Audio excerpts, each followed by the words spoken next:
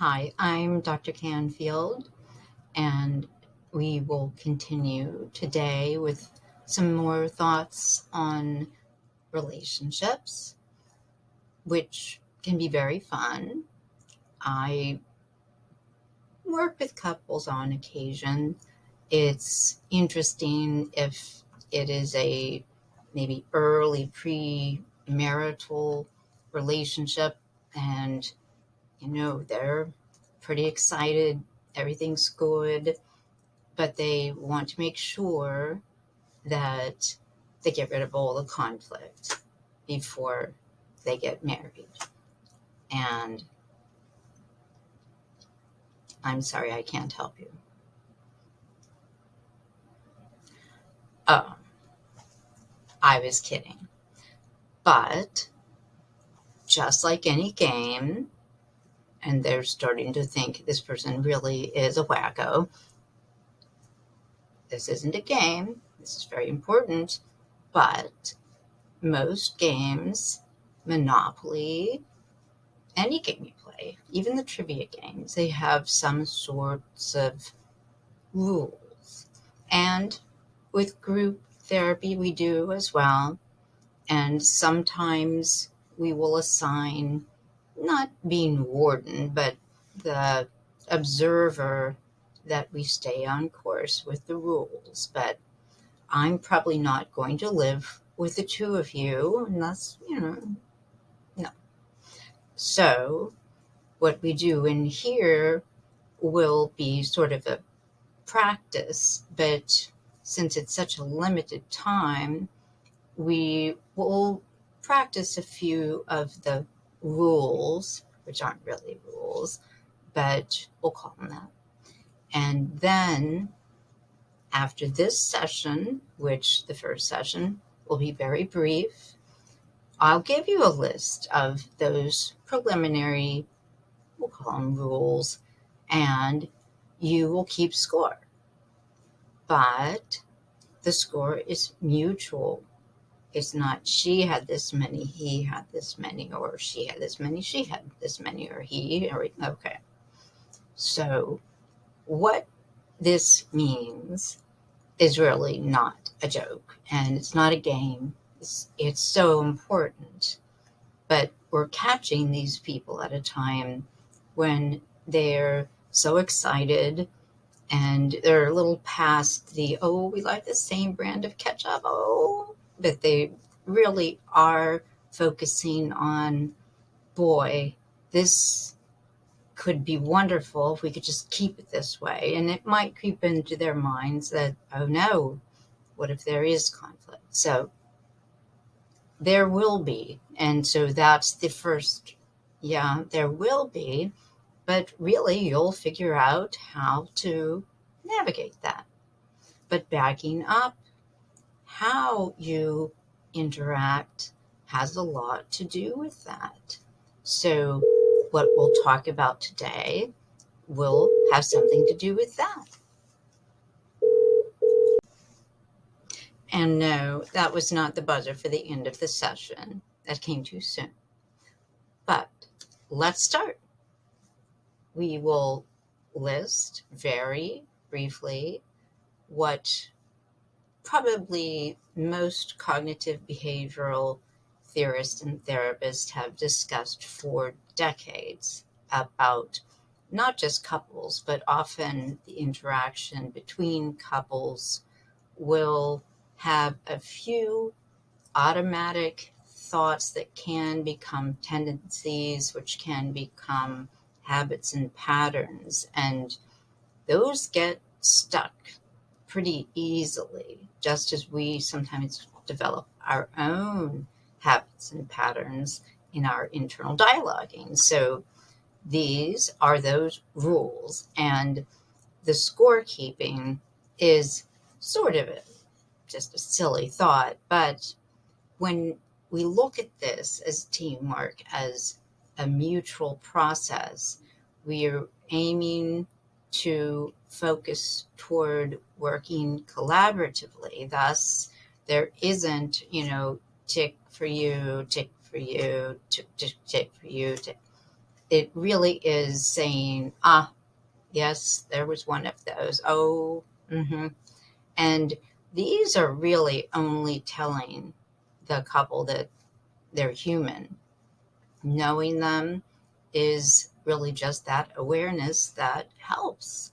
It helps them to say, oh, you need not say a word, I did it. Or gently, it would be tone that we would want to monitor if things were moving toward conflict. One partner may say, I think that was one of those things on that list. So let's look at them. Labeling.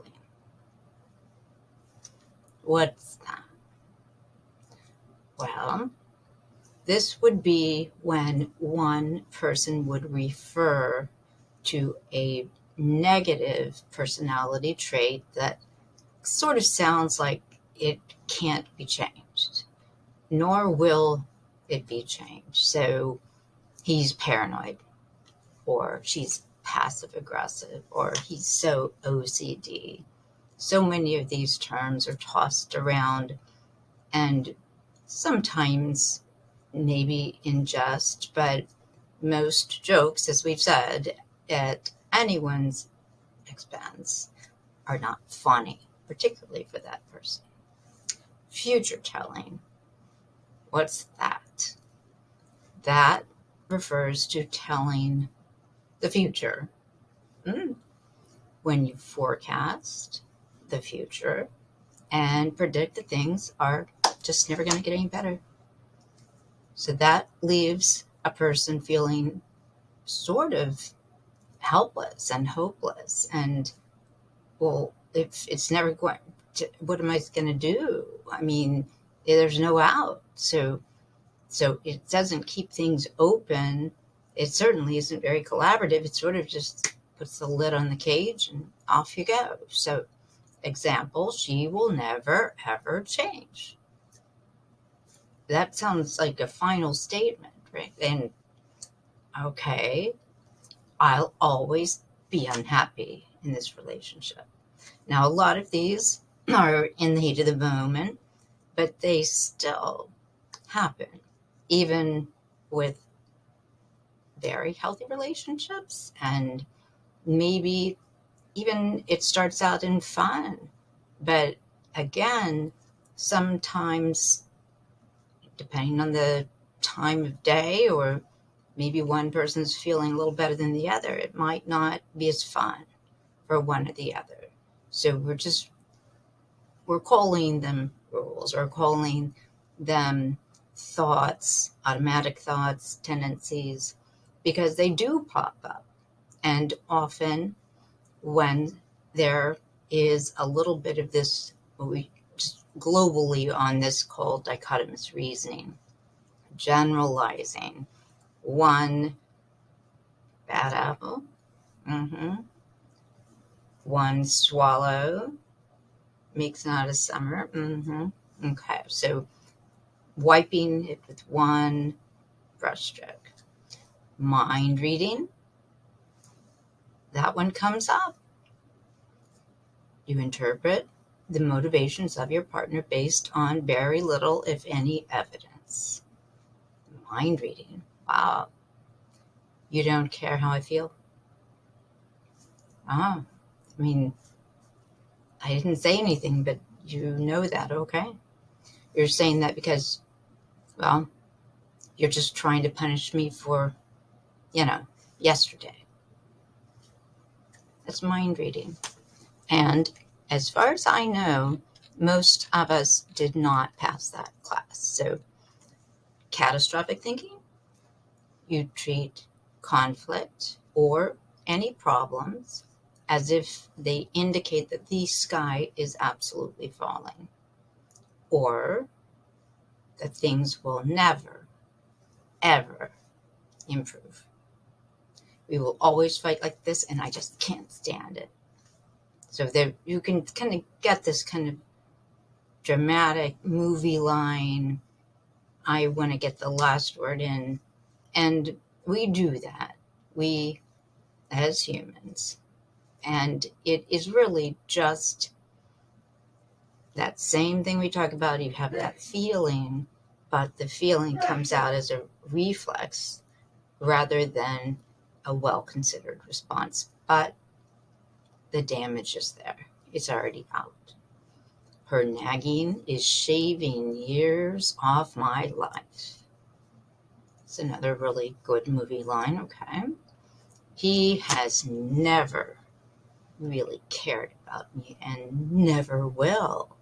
Wow, that's going both directions. It's very thorough. Okay. Emotional reasoning, that was part of our executive function skills. I feel so sad all the time. I think this relationship is the worst and won't ever get any better. Again, very thorough. And we might even say almost perfect in its thoroughness. My work is going terrible ever since we got together. Oh, okay. I don't know how I wasn't at your, okay. I just don't feel the same about him, so I must not love him anymore. So very quick, you can see and hear that it just doesn't give a person a chance to get in there to say, what about what? Can we slow it down?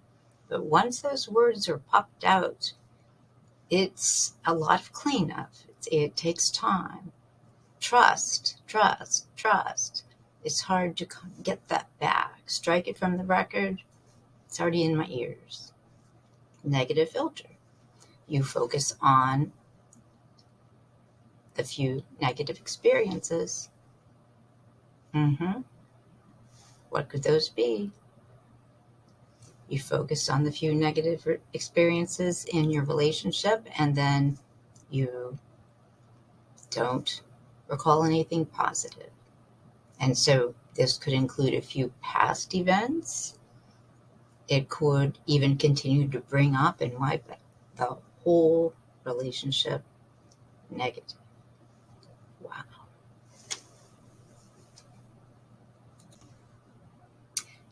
And all or none thinking. So that really is probably something we could relate with. Almost every one of these has this tone of dichotomous reasoning, of all or none thinking, overgeneralization, you always, you never. But it, in and of itself, is right in the middle, and it is a really good example of a 100% score.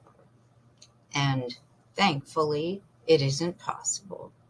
But it gets called up a lot in the heat of the moment. And if you think about it, it kind of makes our work easier as we think of any time I say all, none, never, ever, anything that is all inclusive, we would probably have to say, catch myself. And so as we wave goodbye to the nice young couple, or it's not a young couple, it can be a couple of any age, we would say, as you work through this process and before our next session, do keep the score, but keep it light. You're catching yourself. This is good. This is not an entrenched pattern. That's the whole idea. That's what you said you came here for, right? That you like what's happening and you'd like to keep it this way. Conflict probably will occur, but by recognizing some of these pitfalls and very human tendencies, this is going to help you. You're not in this individually, you are in this teamwork and collaborative, all of those mutual notions. So the score again, and You can call it a game, you can call it whatever you want, but it is really just you're aware, you're keeping track, and it, you know, it doesn't matter what the number is, it is just awareness.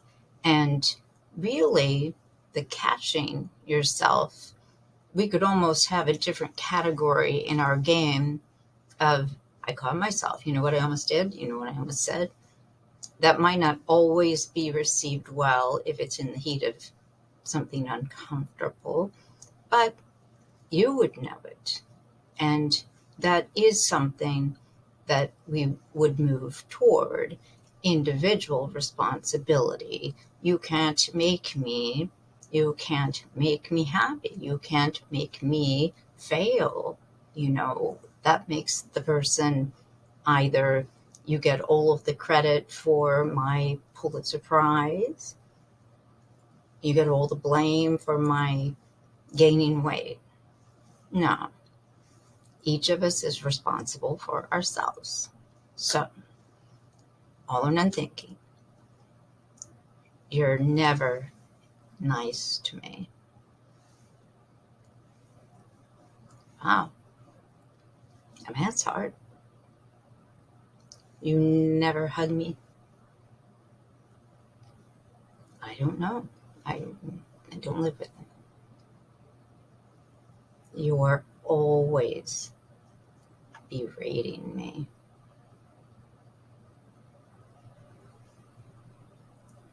Really?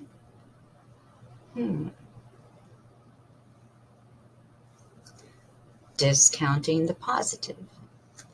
You may recognize that your partner has been positive at times, yet you disregard this by saying something such as, well, so what he did, I mean, it means nothing. I mean, anybody should do that. And so sometimes we call it sapping, you know, but it's really someone saying, I maybe I was working on something and I'm trying, and now I don't know what other way to try. And so there really is statistically a greater probability of more positive and moderate in most coupledoms. So we would say, if you're going to place a wager, I think I'd go with the positive. But pay attention to that this person just tried to do something and it was discounted or dismissed, and it doesn't count. So discounting the positive is one of the what they call cognitive distortions. Perfectionism, that's really talking about a perception of standards. So holding a standard for a relationship that is unrealistically high, and then comparing your relationship to this standard. So that might be something like, if you were committed, you would make me happy all the time. Pretty dramatic stuff, or can we say melodramatic? But we say these things sometimes. And really, it's like the use of expletives. It's trying to get someone's attention. And so it's not to be dismissed. They really feel that way. It's just they're articulating it in such a way that it's likely not probable. And it could be dismissed, or the person might even chuckle at them. And boy, that usually doesn't go well. That's one thing. And we talk about cardinal sins. There really aren't any, but laughing at someone when they're upset, mimicking them, mocking them. It hurts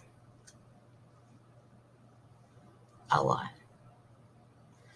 And stonewalling, which is you're there, but you emotionally abandon them. As a matter of fact, that is usually one of the top 5 reasons for divorce. And this couple hasn't gotten married yet, so we're hoping that we can get them there and keep them there. And lastly, shoulds. This would be a list of actions and words that a partner should do. This list item may pop up when you are feeling down, thus placing the reasoning on the shoulders of your partner. So, there's another good example of should they be the solution to your happiness? We already kind of looked at that. We're each responsible for our individual happiness, but respecting ourselves, it's a responsibility to self-respect. All right, so we give it to the couple. We give them maybe a week or two to look at, maybe laugh about, but then pay attention to. That's all the mutual, we don't even call it problem solving, the teamwork of coming together, saying we can keep this on an even keel, but heightening our awareness and knowing some of these pitfalls, or whatever you want to call them, is helpful. And that is not going to keep us from having conflict, but it probably will help us to speak in a tone that sounds a little more like how we feel. And if we do have conflict, it will help in how we manage it and collaborate toward some semblance of congruity. I'm Dr. Canfield. Thank you for listening.